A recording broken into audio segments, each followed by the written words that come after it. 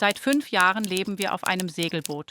Und immer wenn wir dachten, jetzt geht's richtig los, kam etwas dazwischen. In Teil 1 des Rückblickes haben wir erzählt, wie wir Ende 2023 mit 2 Booten in Barcelona gelandet sind. Eines davon neu, mit dem es endlich richtig losgehen sollte. 2024 sollte unser Jahr auf See werden. Aber auch diesmal kam alles anders. Und das Jahr 2024 begann. Hoch motiviert und voller Vorfreude sind wir in das neue Jahr gestartet. Wir haben dann irgendwann festgestellt, dass 2 Boote zu haben definitiv eins zu viel ist. Wir sind einfach so. Wir haben uns wirklich Mühe gegeben, das alte Boot ordentlich zu machen, um es ordentlich zu übergeben. Wir haben also das alte Boot geputzt und Es war noch auf der Werft, wir haben das Unterwasserschiff neu gemacht. und Löcher zugespachtelt und was man so alles macht.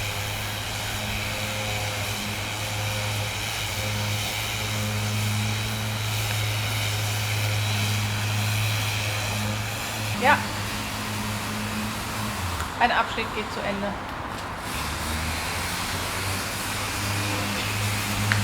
Ich verteile da jetzt einen Tiegreiniger. Der wirkt jetzt 15 Minuten ein und dann heißt es alles sauber. Da bin ich ja gespannt.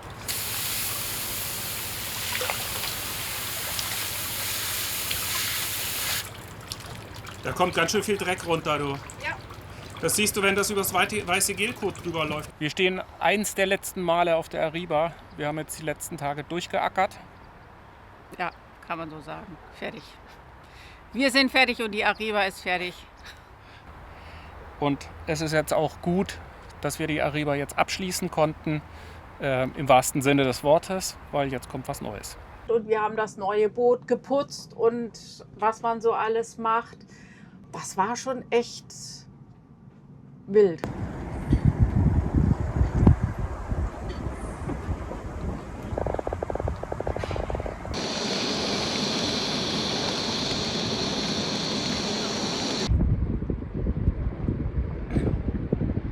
Hab was im Mund.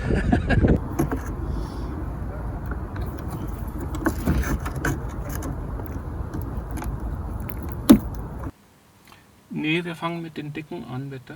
Mit den dicken grünen und die kommen bitte da rein. Also mit den wir fangen mit den roten an.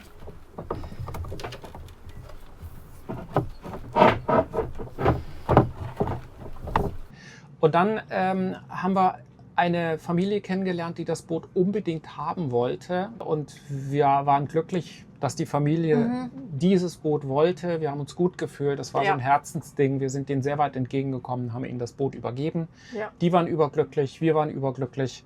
Und wir konnten uns ab dann auf die La Licorne konzentrieren. Im Frühjahr 2024 kamen dann die neuen Segel. Wir haben den Geräteträger gebaut.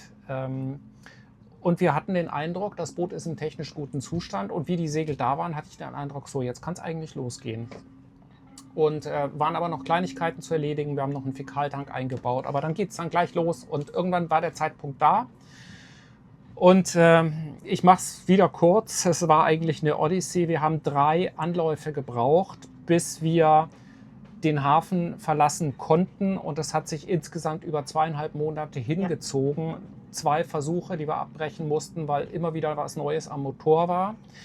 Und der Motormechaniker konnte mir nicht helfen, außer dass er mir ein 20.000 Euro Angebot für einen neuen Motor geschrieben hat. Das ist wieder ein schönes Beispiel von Plänen und Segelbooten. Das sind einfach 2 Worte, die nicht so zusammenpassen. Wir hatten überlegt, 3 Tage wegzufahren, einfach weil wir raus mussten. Dann hat eben dieses Theater angefangen und jetzt sieht es wahrscheinlich so aus, dass wir wohl den Mai noch hier sein werden. Also wir haben jetzt noch keine abschließende Info. Also die Dieselpumpe muss definitiv raus und dafür muss der Zahnriemen ab. Beim Montieren und beim Demontieren muss man richtig vorgehen, sonst macht man den Motor kaputt, weil sonst sind die Ventile falsch eingestellt. Das heißt, wir haben den Mai nochmal komplett hier bezahlen müssen, das wollten wir überhaupt nicht. Und das andere ist, dass da jetzt eben nochmal ein 5-stelliger Betrag auf uns zukommt, von dem wir die Höhe noch gar nicht kennen. Unser Mechaniker ist da. Es ist 5:05 abends am Mittwoch und er hat die neue Pumpe mitgebracht. Nicht die neue, Entschuldigung. Meine Pumpe überholt. El aceite de este motor tiene agua. No. ¿Ves el color? Color marrón.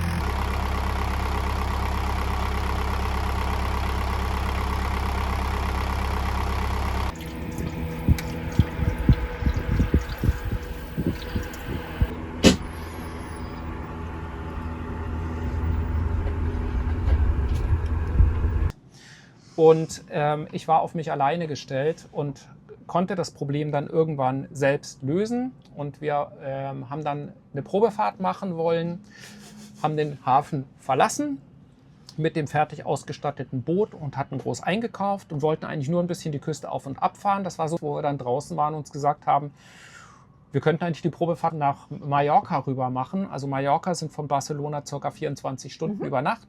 Genau. Wo wir uns gesagt haben, naja, entweder es Warum klappt denn oder nicht? es klappt nicht. Wir machen die Testfahrt. Angedachtes Ziel ist, also angedachte Ziele liegen zwischen Menorca, Mallorca Port Soyer und Mallorca Santa Ponsa und im Zweifelsfalle Ibiza. Also sagen wir mal Balearen. Ich bin noch angespannt, ich traue dem Motor noch nicht so ganz. Bin zwar nach wie vor der Meinung, dass ich das Richtige getan habe, also falsch ist es auf keinen Fall. Genau. Bisher läuft alles gut, das Öl ist unauffällig, das Wasser ist unauffällig, alles unauffällig. Ja. Marion unauffällig. Ja, wir werden sehen.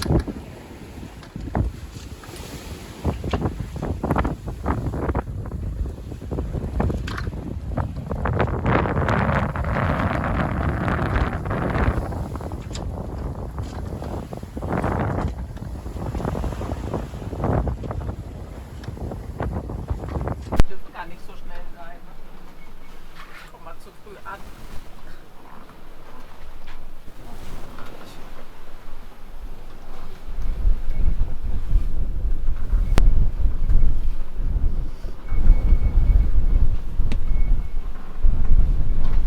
Ja, Wir sind wunderschön gesegelt durch die Nacht. Wir hatten kräftigen Wind. Das Boot hat uns gezeigt, es ist das Richtige für so eine Reise. Wir haben uns top gefühlt. Marion ist nicht seekrank geworden, was öfter mal auf Arriba das Problem gewesen war. Und wir kamen dann am Morgen auf Mallorca an, haben da Anker geworfen. Und ich hatte in der Nacht vorher bei laufendem Motor schlagende Geräusche aus dem Motorraum gehört und konnte die nicht lokalisieren und bin dann, als wir vor Anker lagen, im Motorraum verschwunden und kam dann mit der Hiobsbotschaft zurück, dass ein Motorlager kaputt war. Der Motor also nicht mehr in Waage war, der hat gehüpft, wenn wir ihn angelassen haben. Wir sind heute Morgen, glaube ich, um zwischen 7 und 8 auf den Balearen angekommen. Wie wir hier ankommen und das Ankermanöver fahren, stelle ich 3 Sachen fest und ich suche mir das nicht aus. Man könnte so eine Katastrophenserie skripten, aber wir haben es echt nicht geskriptet. Wir stellen fest, wenn wir einkuppeln, gibt es einen harten Schlag. Dann setzt sich das Getriebe in Bewegung. Und es gibt ein schlagendes Geräusch hier aus dem Gesamtbereich. Sail Drive, Wellenkupplung, Getriebe, Motor. Genauer kann ich es im Moment nicht lokalisieren. Wenn ich dann aber ein bisschen Gas gebe, eingekuppelt, dann verschwindet das. Also wir demonstrieren das jetzt mal. Wenn wir einkuppeln, dann gibt es einen harten Schlag im Motor und er fängt an zu hoppeln. Okay.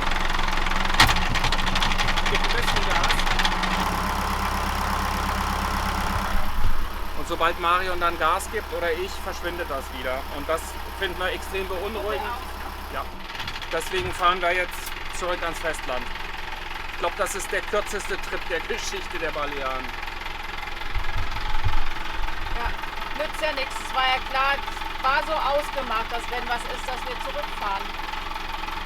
Jetzt ist es halt so. Ja, Und somit war die Testfahrt eigentlich beendet. Dann haben wir gesagt, okay, wir schlafen jetzt einmal aus und dann fahren wir zurück. Um dann festzustellen, das geht nicht. Wir haben hohe Welle gegen an. Wir Ja. haben es versucht. Wir hätten alles motoren müssen gegen hohe Welle und gegen den Wind mit einem Motor, der zur Hälfte in der Luft hängt. Und haben dann festgestellt, nee, wir drehen jetzt ab und wir fahren nach Port Soyer. Das kannten wir Ja. und dort können wir dann ein bisschen vor Anker liegen und zumindest uns erstmal erholen von dem Schreck. Ja, und auf passendes Wetter warten und Spaghetti-Eis essen. Und ich hatte irgendwann den Gedanken, Motorlage ist eigentlich auch nichts anderes als eine Distanz mit Gummi, um die Federung aufrecht zu erhalten. Und habe mich dann dran gemacht, ein provisorisches Motorlager zu bauen aus Holzklötzchen und Gummimatten und Pateks. Wir haben ja einmal den alten Vibrationsdämpfer, das ist dieses rostige Ding hier. Hier unten haben wir das Motorfundament, da habe ich jetzt provisorisch aufgefüttert mit diesen Matten dazwischen und das ist der Rahmen, auf dem der Motor sitzt. In der Hoffnung, wir können damit nur bis Barcelona zurückfahren. Mit dem Gedanken, wir segeln fast alles nur kurz aus dem Hafen raus und drüben wieder in den Hafen rein. Genau. Nichts hält so lange wie ein Provisorium. Wir stecken echt viel Zeit und Energie in jedes Video. Immer irgendwo unterwegs, auf engstem Raum. Wenn du magst, was wir machen und ein bisschen mehr Einblick willst, bei Patreon gibt's Videos vorab, ganz ohne Werbung, Bonusmaterial und auf manchen Stufen auch persönliche Updates oder ein Call mit uns. Schau gerne mal vorbei, den Link findest du unten in der Beschreibung oder oben im Video. Wir freuen uns, wenn du dabei bist.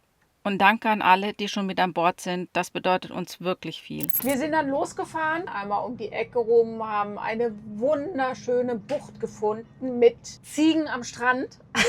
Das war absolut faszinierend, total türkisfarbenes Wasser.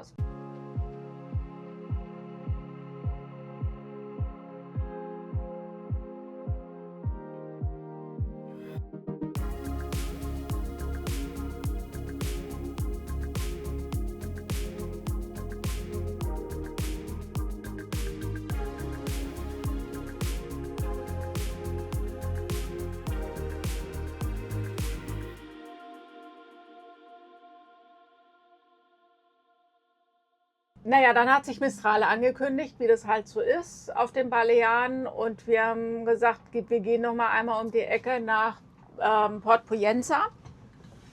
Wir müssten sowieso langsam mal wieder ein bisschen was einkaufen. Sind nach Port Poyensa gefahren und wir haben den Anker geworfen, den Anker eingefahren und ich gucke auf mein Handy und sage, Christoph, ruf mal bitte deine Schwester an. Ja.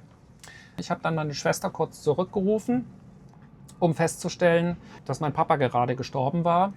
Und ab dann war für mich klar, ich will sofort nach Deutschland. Wir können aber das Boot jetzt hier vor Anker nicht liegen lassen mit dem aufkommenden Mistral. Wir kriegen auch keinen Hafenplatz für das Boot und außerdem ist der Liegeplatz in Barcelona bezahlt. Und deswegen haben wir uns entschlossen, wir fahren in den aufkommenden Mistral hinein nach Barcelona rüber, sind sofort losgefahren. Wir waren vielleicht 2 Stunden vor Anker gelegen und sind in die Nacht gefahren und sind durch den aufkommenden Mistral gesegelt mit knapp 30 Knoten Wind und hoher Welle. Und das war eine tolle Fahrt, muss man ehrlicherweise dazu sagen, obwohl sie überschattet war von dem Tod meines Papas. Und auch da haben wir wieder festgestellt, das ist das richtige Boot. Ja. Es vermittelt uns ein gutes Gefühl in allen Lebenslagen. Wir hatten Wellen, die hier eingestiegen sind und Marion hat trotzdem gelacht. Ja, wir sind dann nach Barcelona gefahren, haben das Boot verteut, sind nach Deutschland geflogen und kamen erst ein paar Wochen später wieder zurück. Genau, wir sind direkt wieder losgefahren nach Mallorca, weil wir einfach gesagt haben, wir wollen noch ein bisschen den Sommer erleben. Und wir hatten dann wirklich noch ein paar schöne Tage, die uns auch gut getan haben. Aber wir hatten immer noch den Motor im Nacken sitzen. Wir sind nicht so richtig zur Ruhe gekommen, weil wir immer noch dachten, das ist halt doch nur ein Provisorium, das ist nicht so ganz richtig. Wir möchten gerne das Motorlager repariert haben und wenn wir das schaffen, das zu reparieren, dass wir nicht noch mal einen Winter in Barcelona verbringen möchten. Wir sind nach Barcelona gefahren, Christoph hat das Motorlager repariert. Wir lachen. Wir haben einen Grund zu lachen. Wir haben dummerweise die Kamera nicht angehabt. Aber die Maschine läuft. Wir haben die Maschine gestartet. Eigentlich wollte ich nur gucken, ob sie dreht. Und sie drehte. Und dann war ich schon so drin im... Ja, dann muss ich jetzt hier aufdrehen, und damit der entlüftet ist. Und dann zack, auf einmal liefer. Und so total schnell. Also kalt und nur ganz kurz entlüftet. Das ging super schnell. Und dann, ja, sie lief. Und ihr hattet leider die Kamera nicht an. Nee.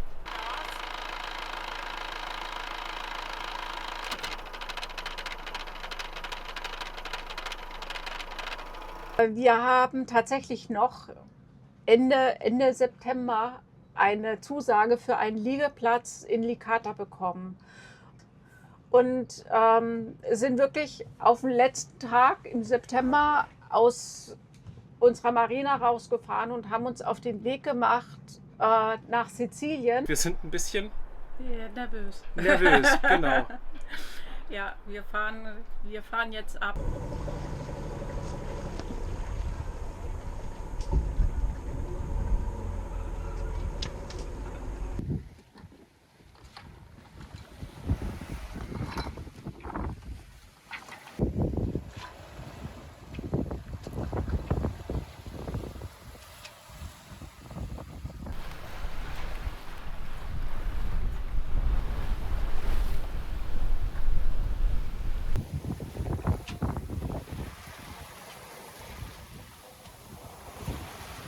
Wir haben so eine tolle Segelreise gehabt, diese 2 Tage nach Sardinien rüber. Das hat sich so gut angefühlt. Das Boot ist so schnell gelaufen. Wir haben uns einfach sicher gefühlt. Wir haben die Fahrt so genossen.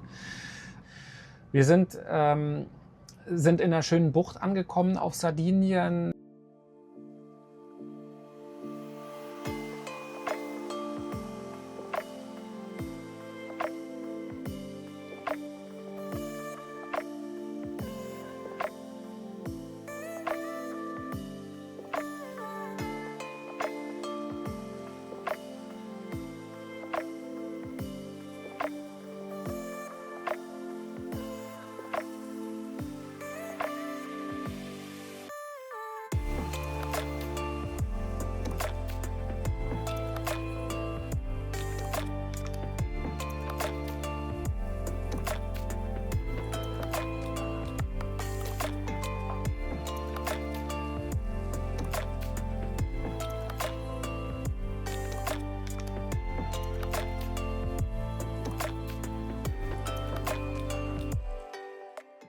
Auf Sardinien haben es sehr genossen. Es war Nachsaison, es war niemand mehr unterwegs. Wir haben die Buchten für uns alleine gehabt. Wir haben tolle Orte gesehen, haben dann die Ägadischen Inseln noch mitgenommen. Favignana war ein Traum. Na, was sagst du? Das ist total schön. Also das ist, glaube ich, schon lange nicht mehr so eine nette Ankerbucht gehabt. Also ich meine, zum Baden gibt es vielleicht schönere, aber es ist türkis, und dass du halt so mitten in so einem Ort drin liegst, das ist schon echt besonders und auch echt geschützt. Also schön, wirklich schön.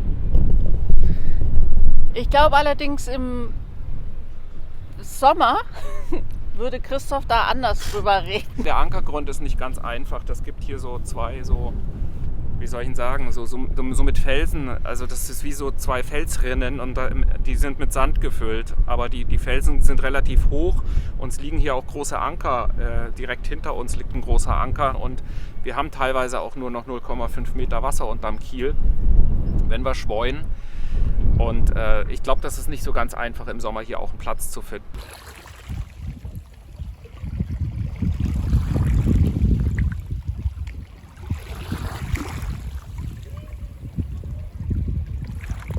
Das sieht schön aus. Die Farben sind total schön, so im späten Abendlicht.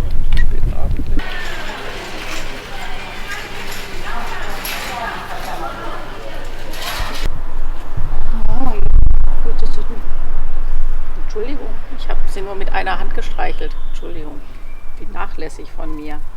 Hm? Du, Flo Hotel, du? Hm?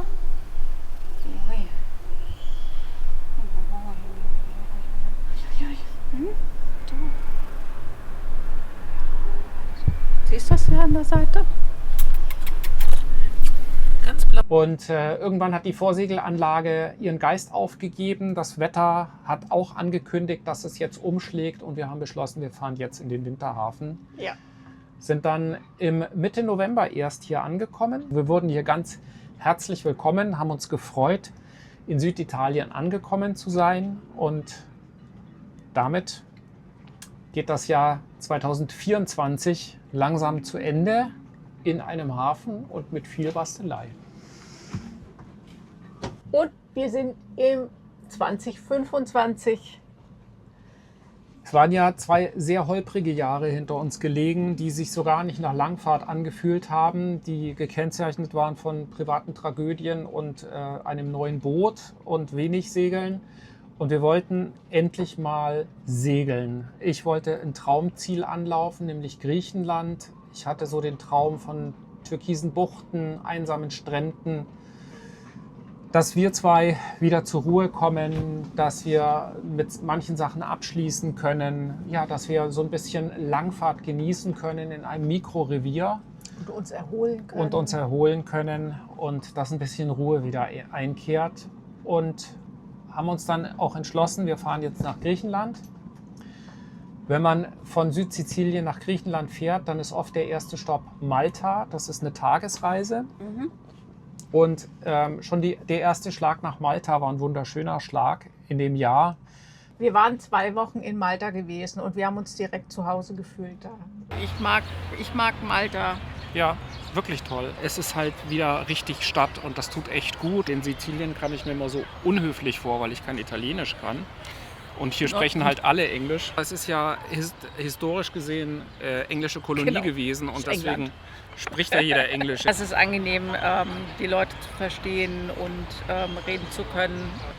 Wobei, wenn die Leute hier anfangen, Maltesisch zu reden, dann ist auch Schluss, dann ist Schluss. Also dann ist noch mehr Schluss, als in Italien Schluss ist. Das ist so eine interessante Sprache. Das ist so eine Mischung aus Italienisch, Arabisch, Türkisch, keine Ahnung, was da noch alles mit drin sitzt. Und das ist so, also es ist nichts zu verstehen, wirklich null. Also Hallo heißt Merhaba, wie im Türkischen. Und Danke heißt Grazie, wie im Italienischen. Ja. Oder so ähnlich wie im Italienischen. Ja, schön Multikulti. Ich mag Ja. das total gerne, Ja. wenn sich so viele Kulturen noch aufeinandertreffen. Ja.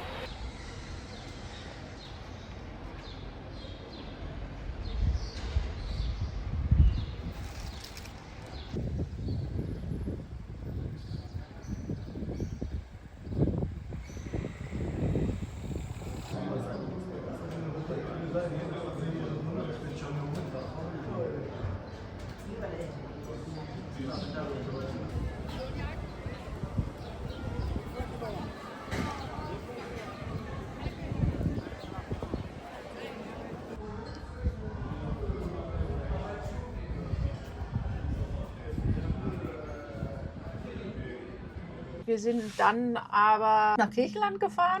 Ja, und die Überfahrt, die 2,5 Tage, die war super.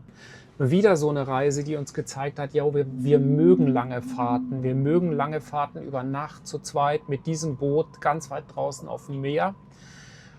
Und damit hat Griechenland angefangen und es war ein sehr ruhiger, schöner Segelsommer mit schönen Buchten, netten Menschen, die wir getroffen haben, viel Einsamkeit, keine technischen Probleme, schöne Segelschläge, wunderbare Sonnenuntergänge und viel Ruhe. Das Boot hat so gut für uns gesorgt, dass wir tatsächlich 7 Monate durchgehend vor Anker waren, ohne mit dem Boot ein einziges Mal in einen Hafen zu fahren.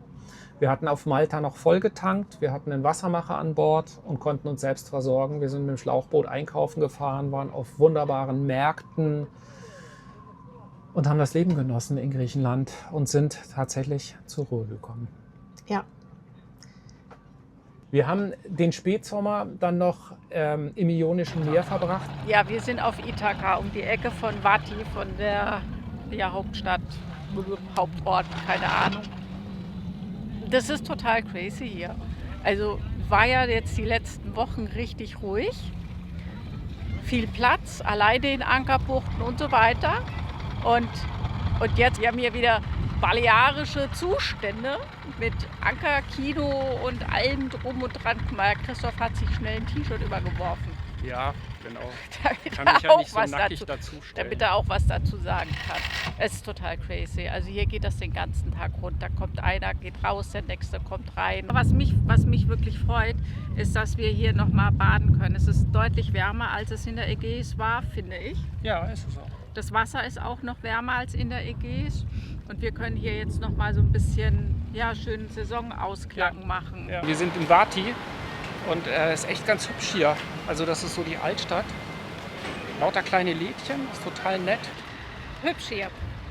Es ist echt nett hier. Also ist mal wieder der Klassiker. Auf Navili hat irgendwie einer geschrieben, so gar nicht schön der Ort und hat auch nichts. Ich finde ihn wirklich sehr nett. Wir sind in Assos oder Assos. Ich habe keine Ahnung, wie man es ausspricht. Also wir sind beide schockverliebt. Das ist so hübsch hier. Es ist echt schön. Es ist die offene Küste. Man kann hier Schwell haben. Also ich glaube, man hat hier immer ein bisschen Schwell. Aber es lässt sich gut liegen. Der Ort ist einfach Schlagsahne auf frischen Erdbeeren. Das ist so süß hier. Also wir sind wirklich sehr angetan und können den Ort tatsächlich sehr empfehlen. Wir haben uns sehr spontan entschlossen, jetzt tatsächlich loszufahren Richtung Italien, Malta, mal schauen, wo wir rauskommen. Das klingt jetzt so holter die Polter und wir hätten uns nicht überlegt, was wir tun. Das haben wir natürlich schon. Das Wetterfenster, was wir jetzt haben, ist nur so halb gut. Also es ist halt, wir müssen halt zickzack fahren. Wir fahren irgendwie runter, dann fahren wir wieder hoch, dann fahren wir wieder runter. Theoretisch, wenn der Wind so macht, wie er will, wenn der Wind so macht, wie Windy sagt, dass er macht, dann ist das so. Und wenn er es nicht so macht, weiß man es halt auch nicht. Das Problem ist, es kommt kein Wetterfenster bisher von der Vorhersage, das länger besseren Wind bringt als das, was wir jetzt haben. Ja, wir sind jedenfalls dann von Zakynthos aus gestartet, rüber nach Syrakusa in Sizilien wieder. Es war wieder eine 2,5-tägige Fahrt, diesmal mit einem anspruchsvollen Wetterfenster. Kamen dann auf Syrakus an, haben Syrakus noch genossen im Spätherbst.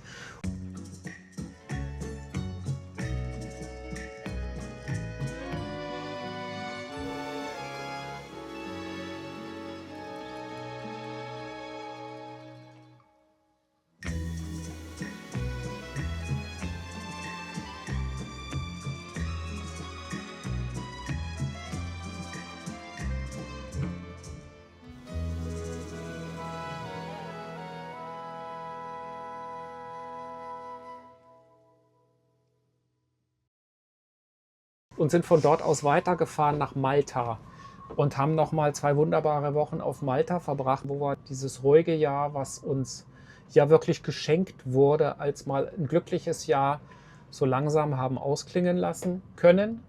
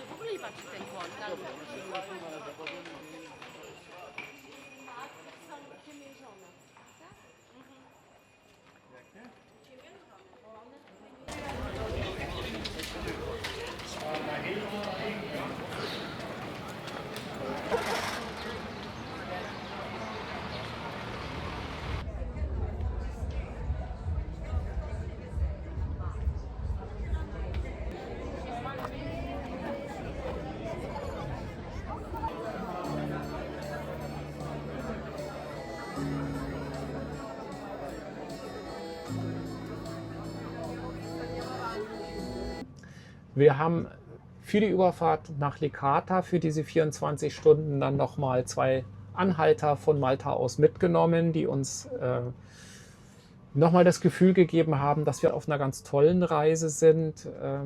Wir kamen dann hier wieder auf Licata an und sind jetzt hier den 2. Winter. Und damit endet das Jahr 2025 in Sizilien. Das waren ganz schön bewegende 5 Jahre, die komplett anders ausgegangen sind, als wir dachten, dass sie ausgehen würden. Also ich hätte vor 5 Jahren, als wir losgefahren sind, nicht gedacht, dass wir 2025 auf 26 Indikator sitzen. Nee. Wir wollten eigentlich eine ganz andere Strecke fahren, aber so ist das auf Langfahrt. Man Ja. passt sich an. Was waren denn für dich so die größten Erkenntnisse über die 5 Jahre? Also das Wichtigste oder die wichtigste Erkenntnis für mich war nach wie vor, und das wird sich auch nicht mehr ändern, ist, die Höhen sind höher und die Tiefen sind tiefer. Wenn du auf dem Wasser lebst, sind die Probleme schwieriger zu lösen und deswegen schwerer. Und dafür sind die schönen Momente umso schöner. Also für mich war ja die Erkenntnis, jeder fährt seine persönliche eigene Reise. Also wir haben ja vielleicht so im Kopf, wenn wir losfahren, dass wir um die Welt fahren wollen und stellen erst vielleicht so unterwegs fest, das geht mir zu schnell oder kommt was Wichtiges dazwischen oder hier gefällt es mir richtig gut, wie zum Beispiel in Lissabon und dass Familie immer vorgeht. Das waren so für mich die allergrößten Erkenntnisse und ich muss sagen, ich bin sehr gewachsen auf der Reise. Also von technischen Sachen kann mich nicht mehr so viel schocken. Ich habe festgestellt, ich kann mich irgendwie immer rauswursteln. Siehe Motorlager aus Holzklötzchen und Was ich für die Zukunft mitnehme aus der Reise ist, dass ich keine großen Pläne mehr mache, weil es kommt sowieso anders, als du denkst. Was ist denn nach den 5 Jahren jetzt auf jeden Fall anders, als wir uns das vorgestellt haben, außer dass wir in Licata sitzen und nicht in Französisch-Polynesien? Wir lieben das Leben auf dem Boot, mit dem Wetter, mit den Situationen, die sich ergeben. Wir lieben das Leben mit den anderen Seglern. Das ist wunderschön, sich auszutauschen.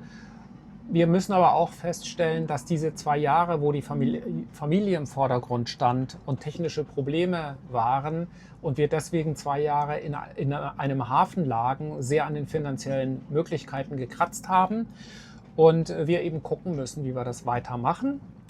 Wer uns da unterstützen möchte, unten gibt es einen Patreon-Link und einen PayPal-Link, da würden wir uns natürlich sehr freuen. Wir wissen nur, dieses Jahr geht weiter. Wir freuen uns darauf. Wir wissen aber noch nicht, wo die Reise hingeht. Ja. Also wenn ihr irgendwelche Fragen habt, sei es zu der Reise, sei es zu uns, schreibt sie in die Kommentare. Wir machen sehr gerne nochmal ein Frage- und Antwort-Video für euch dazu. Ja, sag mal, haben wir es eigentlich genossen, die 5 Jahre, trotz allem? Trotz allem? Ja, ich habe die 5 Jahre trotz allem genossen. Ich habe für mich festgestellt, das ist das Leben, was ich möchte. Und das ist das Leben, wo ich mich wohlfühle. Ja, und du? Auf jeden Fall. Ja, es waren 5 intensive Jahre. Viele haben uns gesagt, ihr schafft das eh nicht. Was denn? Alles. Ja, das mag sein. Viele haben auch gesagt, wir wüssten nicht, was wir tun. Das stimmt auch. Ja. Und vor allem gab es Leute, die gesagt haben, wollt ihr das echt riskieren, eure Beziehung auf so engem Raum? Jetzt sind wir 5 Jahre später. Wir haben uns vorher gedacht, ja, wir können das. Ja. Und jetzt, nach 5 Jahren, sind wir immer noch da.